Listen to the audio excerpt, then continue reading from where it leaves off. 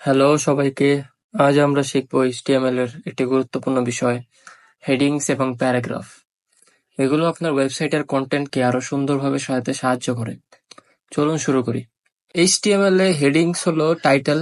এগুলো H1 থেকে H6 পর্যন্ত হয়। H1 সবচেয়ে বড় এবং প্রধান টাইটেল। H2 একটু ছোট, যে সাব শিরোনামের জন্য ব্যবহৃত হয় বা সাবটাইটেলের জন্য। এবং H3 থেকে H6 ক্রমান্বয়ে ছোট হয়ে যায় আস্তে আস্তে। এবং H6 হলো সবচেয়ে ছোট টাইটেল। চলেন একটা উদাহরণ দেখি।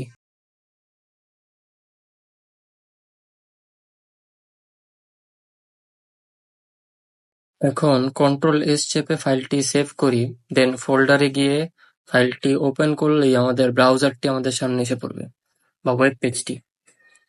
এই যে দেখতে পাচ্ছেন এখানে এটা হলো, প্রথমটা হলো H1 ট্যাগ, এটা H2 ট্যাগ, এটা H3 এবং সবচেয়ে নিচেরটা H6। সাইজের ডিফারেন্স ক্লিয়ারলি দেখা যাচ্ছে। এবার আসুন প্যারাগ্রাফ কি। প্যারাগ্রাফ হলো লেখার ছোট ছোট অংশ। HTML এ p ট্যাগ দিয়ে প্যারাগ্রাফ তৈরি করা হয়। প্যারাগ্রাফ স্বয়ংক্রিয়ভাবে একটু জায়গা রাখে যাতে লেখা পড়তে আরামদায়ক হয়। আমরা যতগুলো ইচ্ছে ততগুলো প্যারাগ্রাফ ব্যবহার করতে পারি। এবার আসেন একটা উদাহরণ দেখি। এই যে আমাদের প্যারাগ্রাফ আমাদের ওয়েব পেজে শো করেছে। এবার এটা ক্লিয়ার করে আমরা একটা হেডিং এবং প্যারাগ্রাফ নিয়ে একটা কোডের এক্সাম্পল দেখি, আসেন।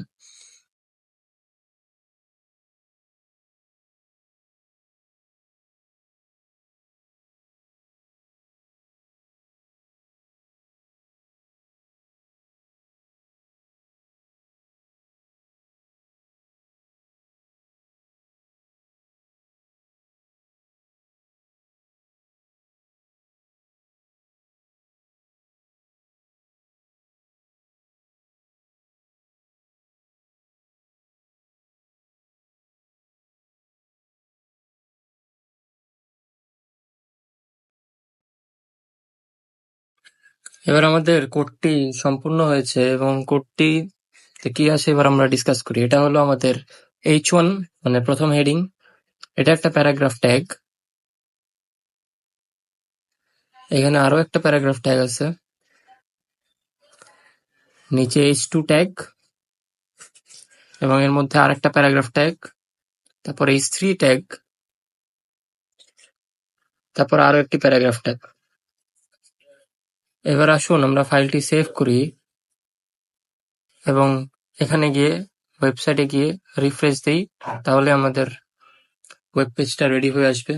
এই যে আমাদের H1, দেন প্যারাগ্রাফ ট্যাগ দুটা, দেন